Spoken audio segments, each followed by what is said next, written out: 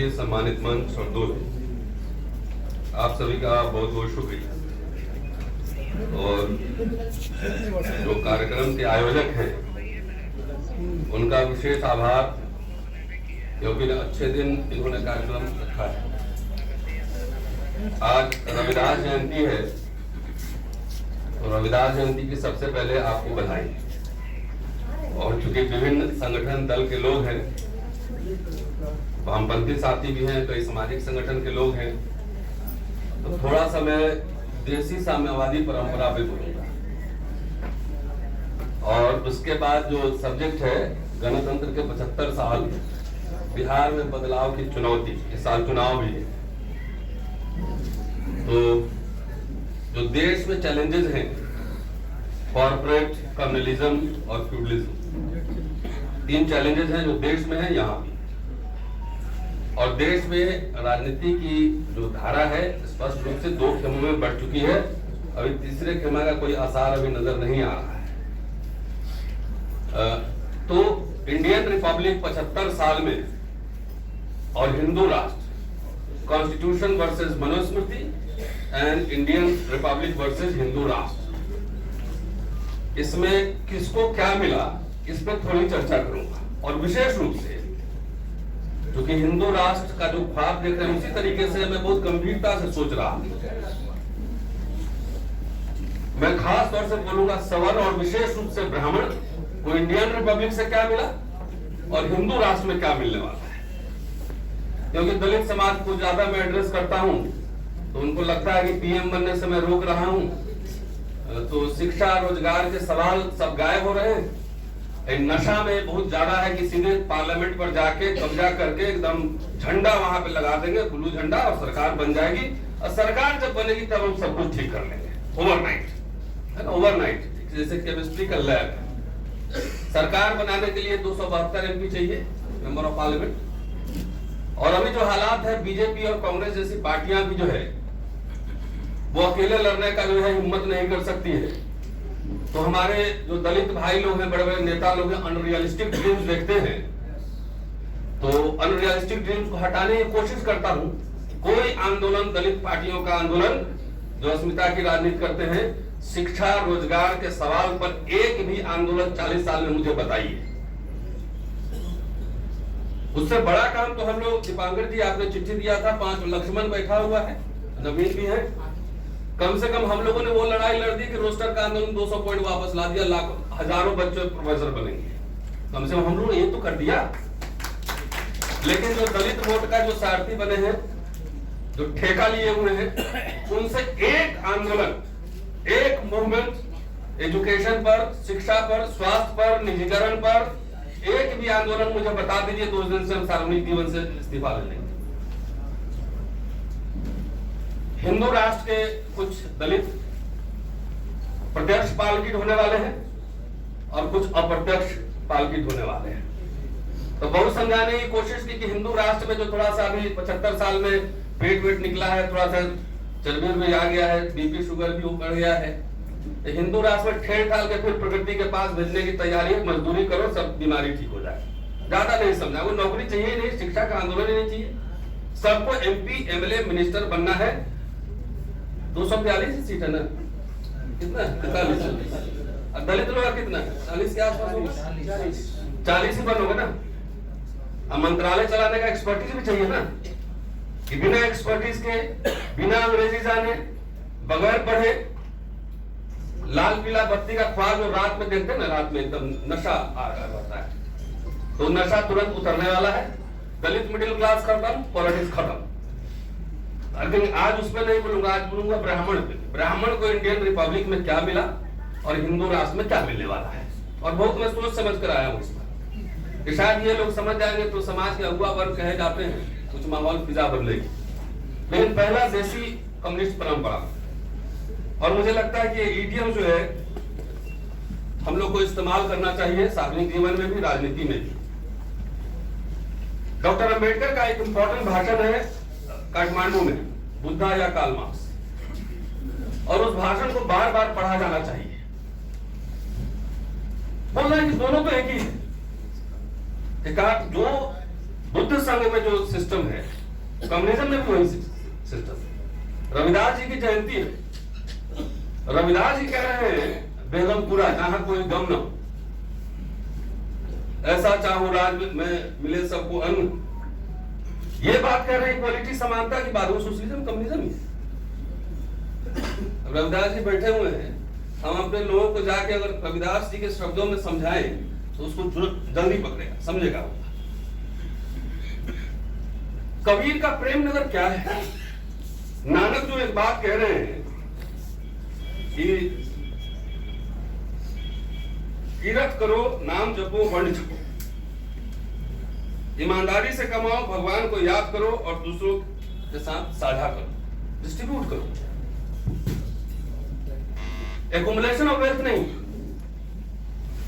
तो बेगमपुरा है जहां कोई गम ना हो, कबीर का प्रेम नगर है, तुका नाम के लिए पंढरपुर है, और अंबेडकर का न्याय नगर है। ये सारी परंपराएं मैं ये इंडिपेंडेंट लेबर पार्टी का मैनिफेस्टो में लेकर आया हूं, और मुझे लगता है वो मैनिफेस्टो और शेड्यूल कास्ट फेडरेशन का मैनिफेस्टो बार बार जरूर पढ़े जाने की जरूरत है। इंडिपेंडेंट लेबर पार्टी अंबेडकर 1936 में बनाए, तो वो खास तौर से हम लोग इस आइडियाज को, जिनको पीएम सीएम बनना है उनको बनने दीजिए, लेकिन हमें तो लाखों बच्चों की नौकरियों का सवाल है। हमारे एजेंडा पर ये, हमारे एजेंडा पर ये। अब हिंदू राष्ट्र बनेगा, 2 सारथी तो बिहार में ही है, उधर चिराग पासवान है, इधर मांझी जी। मांझी जी को एक दिन जंतर मंतर प्रोग्राम में हमें मिले, तो मैंने कहा लग रहा है उनका कोई आरक्षण खा गया, केक का बर्गर है आरक्षण। गया इंटरव्यू बोर्ड में जो बैठा रहता है, कहता आइए लक्ष्मण यादव जी, यादव जाटव कथा नैरेटिव जो फैलाता है। तो मैंने उनसे कहा कि ऐसा है, आप अपने कम्युनिटी का इंग्लिश स्पीकिंग पोस्ट ग्रेजुएट एक बच्चा मुझे दीजिए, और ऑक्सफोर्ड कैम्ब्रिज में पढ़ाने की जिम्मेदारी हमारी है। हम क्राउड फंडिंग करेंगे, लोगों से लेंगे और पढ़ाएंगे, तो हुक्मरान बनेंगे, है ना, हुक्मरान। तो इन हुक्मरानों को आरएसएस बीजेपी हुक्का राम बनाने वाला है। 10 साल इंतजार करें, 10 साल। जो अनरियलिस्टिक ड्रीम्स देख रहे हैं उनको ये जरूर सोचना चाहिए। मैं बार बार रिपीटेडली ये कह रहा हूं कि इंडियन रिपब्लिक, देखिए अंबेडकर नेहरू में जो भी मतभेद रहे हों, लेकिन दोनों में एक बात कॉमन था। कॉमन ये था कि ये मॉडर्न इंडियन रिपब्लिक स्टेट बनेगा। डॉक्टर अंबेडकर ने स्टेट एंड माइनॉरिटी में जो कुछ भी लिखा, उनका मिनी संविधान था, जवाहरलाल नेहरू को उन्होंने सौंपा। और बाद के दिनों में देखेंगे तो जवाहरलाल नेहरू से लेकर इंदिरा गांधी, राजीव गांधी तक उन प्रोविजंस को किस्तों में लागू किया गया,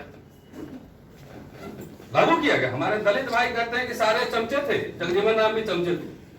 अरे पिताजी से जाकर पूछो कि नौकरी कैसे मिली थी। पिताजी के पेंशन पे पेट्रोल डल रहा है बाइक में, नौकरी नहीं है, बेटी की शादी नहीं हो रही। क्या कर रहे हैं, एकदम संसद और विधानसभा में पूरा कब्जा हो जाएगा। 15% वोट में इनवर्टेड नहीं। अभी इलेक्शन हुआ दिल्ली में, हमने देखा 0.58% हुक्मरान बन रहे। तो खैर, दलित मिडिल क्लास का formation modern Indian state, Indian Republic और कॉन्स्टिट्यूशन से हुआ, और उसकी वजह से इंदिरा गांधी भी मनुवादी थी, दलित भाई, जवाहरलाल नेहरू भी मनुवादी थे, तो सीधे मनुस्मृति लागू कर देता ना, संविधान क्यों लागू करता? बैंक का नेशनलाइजेशन हो गया तो तुम्हारे बैंक चले गए, जमींदारी उन्मूलन हुआ तो तुम्हारी जमींदारी चली गई, प्रीवी पर्स खत्म हुआ तो तुम्हारा राजा रजवाड़ा थे, दलित लोग राजा थे यहाँ पे। ऑल पब्लिक सेक्टर इंटरप्राइजेज बना, उसमें सबको नौकरियां मिली, दलितों को भी नौकरियां मिली, लेकिन नौकरी में इंटरेस्ट नहीं है लोगों को, हुक्मरान बनने में इंटरेस्ट है। लाखों नौकरियां मिल सकती है, एजेंडा पर नहीं है। हिंदू राष्ट्र में क्या हो रहा है, देखिए संविधान तो अभी भी है, उसी संविधान से आपको मिला और संविधान है उससे छीना जा रहा है। कोई आवाज नहीं निकल रही, कोई आवाज नहीं निकल रही। कोई सीबीआई के डर से घर में बैठा हुआ है, छुपा हुआ है, कोई ईडी के डर से छुपा हुआ है। अब कोई फेंका हुआ मलाई चाटने के लिए जो है, उसके लिए कोई उसी नेता से पूछो जाके कि भाई फेलोशिप बिहार में बंद है, SC/ST का फेलोशिप बंद है, ये दलित नेता लोग कितना यहाँ मूवमेंट किया है। नेशनल लेवल पर जो फेलोशिप था कहाँ है, फ्रीशिप कहाँ है, फ्री में, जो गरीब भारत ने फ्री में एजुकेशन दिया, पब्लिक सेक्टर बनाया, नौकरियां दी। अब मोदी की प्राइवेट इकोनॉमी है और शिक्षा पर बात होता था, प्राइवेटाइजेशन हो रहा है। तो चलिए भाई, हमारा समाज, दलित समाज नहीं समझेगा तो कोई बात नहीं, हम लोग तो मजदूरी किए 70 साल पहले, दादा दादी हमारे मजदूरी थे, वहां से 1-2 जनरेशन में थोड़ा चेंज आया, तो चलो हम लोग वापस चले जाएंगे। जैसे अनरियलिस्टिक ड्रीम दिखाया गया दलितों को कि देश में पूरा आरक्षण देने वाला बनना है, सबको ये करना है, ब्राह्मण विदेश भेज देना है, अनरियलिस्टिक फालतू के बातों में सारा एनर्जी लग गया। एक ब्राह्मण को गांव से बाहर नहीं निकाल सकते और देश से बाहर भेजने का तैयारी है, सोचिए ना। तो सब एकदम रात में नींद में सपना देखता है ये लोग कि चले जाएंगे ब्राह्मण, तो सारे मठ मंदिर पे हमारा कब्जा होगा, एकदम पलंग, सोना के पलंग पे सोए हुए सपना देखता है। और RSS इलेक्शन के समय बोलता है कि मियाँ जी को भगा देंगे तो सारी जमींदारी नवाब जी की हवेली तुम्हारी होगी। तो दोनों तरफ से सपने देखने हैं, मजे लो, सपने देखो, खाली सपना ही देखो। अब सुबह उठोगे तो खुरपी लेके खेत में जाना पड़ेगा काम कर, स्कूल कॉलेज नहीं। चलिए बहरहाल हमारा जो होगा होगा। अब आइए भाई, गरीब भारत ने नौकरियां दी, सबसे ज्यादा नौकरी कौन कर रहे थे? पंडित जवाहरलाल नेहरू, इंदिरा गांधी, राजीव गांधी तक पूरा पब्लिक सेक्टर यूनिट बना। तो SC/ST तो इतना था 22% रहा होगा, थोड़ा सा माइनॉरिटी OBC मिला लीजिए तो 30%। तो बाकी नौकरियां, बाकी स्कूल कॉलेज यूनिवर्सिटी में फ्री में कौन पढ़ रहा था? 5 रुपया 2 रुपया देकर इसी देश के सवर्ण लोग पढ़ रहे थे, इसी देश के। तो पंडित जी ने, पंडित जवाहरलाल नेहरू ने शिक्षा दी, इंदिरा गांधी ने शिक्षा दी, IIT, medical college, public institution खुले, और उससे पढ़ के, मैं ये नहीं कर रहा हूं लेकिन बहुत बड़ा डिपार्चर था ये, है ना, एक कॉलोनियल स्टेट से बहुत बड़ा डिपार्चर था कि एक मॉडर्न नेशन बनाने की ओर जा रहा है। जगजीवन राम 1957 में जो है रेलवे में प्रमोशन, रिजर्वेशन एंड प्रमोशन लागू कर दिया 1957, ये सब पता है। कितनी कितनी नौकरियां एग्रीकल्चर डिपार्टमेंट में, पोस्टल डिपार्टमेंट में, रेलवे डिपार्टमेंट में, पानी पाड़े अपॉइंट हुआ, लाखों लाख लोग नौकरी में लगे, लेकिन वो सब याद नहीं। सीधे वाले को नौकरी कहाँ करना है, राजा बनना है तो बनो भैया राजा, उत्तराधिकार भी घोषित करो। तो मैं ये कह रहा हूं कि पंडित जवाहरलाल नेहरू ने, तमाम इंदिरा गांधी ने नौकरी दी, पेंशन दिया, शिक्षा दी। पंडित अटल बिहारी वाजपेयी जब प्रधानमंत्री बने तो सबसे पहला काम किया कि पेंशन छीन लिया। तो हमारे तो भाई किसी लोग का पेंशन छीना, 70 नौकरियां जो बची थी उसमें से ज्यादा ब्राह्मण ही थे। हर जाके मिनिस्ट्री में देखिए, हर जगह बोर्ड लगा हुआ था, शर्मा जी, चतुर्वेदी जी, मिश्रा जी, तमाम। तो पेंशन खाली मेरा थोड़ी छीना, आपका भी छीना। नौकरी प्राइवेटाइज करके डिसइन्वेस्टमेंट मंत्रालय, आप खुश हो रहे हैं? आइए, हिंदू राष्ट्र में आपका भी स्वागत है, आइए, स्वागत है। डिसइन्वेस्टमेंट हुआ, सरकारी कंपनियां जब बिकना शुरू हुई तो खाली हमारा नौकरी तो नहीं गया। सारे, अगर लोग सोच रहे थे ब्राह्मण कि हम हिंदू राष्ट्र हो जाएगा तो सारे राजपुरोहित बन जाएंगे, जैसे दलित लोग सोच रहा है कि हम सारे राजा बन जाएंगे, तो राजपुरोहित तो सारे बनोगे नहीं। प्राइवेटाइजेशन जब नौकरियां गई तो आपका भी नौकरी गया। अब मोदी जी तो आए, न्यू पेंशन स्कीम को और इतना कॉम्प्लिकेटेड कर दिए, तो इसका मजा तो आपको भी मिलने वाला है। Don't worry, don't worry. मुझे पता है सिक्योरिटी गार्ड हमारे कॉलेज में जो काम करता है 15,000 रुपए महीने में, वो कौन लोग है मैं जानता हूं। नहीं, PF, प्रोविडेंट फंड पहले था, मिडिल क्लास को याद बोल रहे हैं, क्योंकि सब लोग को एक चाहत, गरीब आदमी चाहता है कि मेरा बच्चा जो है नौकरी करे। प्रोविडेंट फंड पहले कटा सकते थे बेसिक, अभी अपर लिमिट 5 लाख कर दी है। अमीर भारत 5 ट्रिलियन इकोनॉमी, और क्या हो रहा है, PF पे इनकम टैक्स लग रहा है, इंटरेस्ट पे। आइए, हिंदू राष्ट्र में आपका भी स्वागत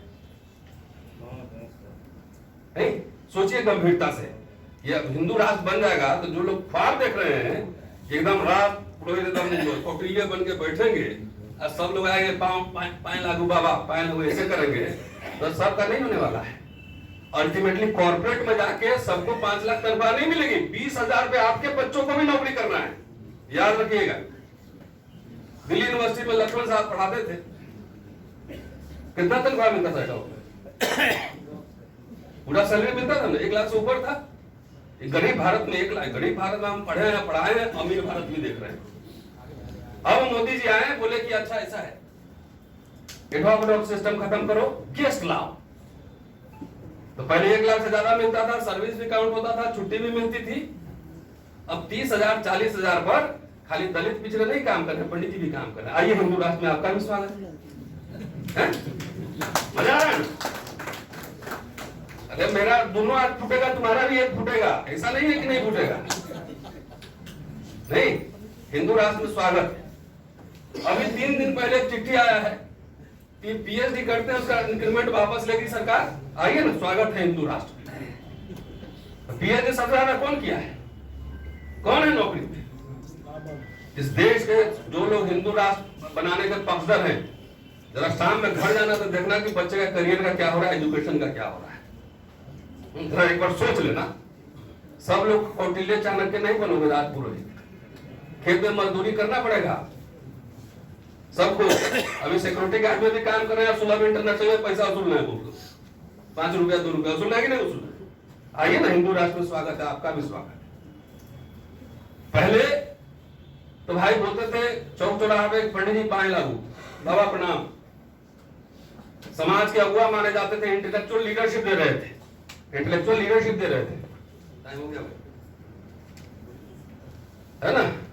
अब देखिए बहराइच में जाके झंडा फहरा रहा था, गोली खा गया।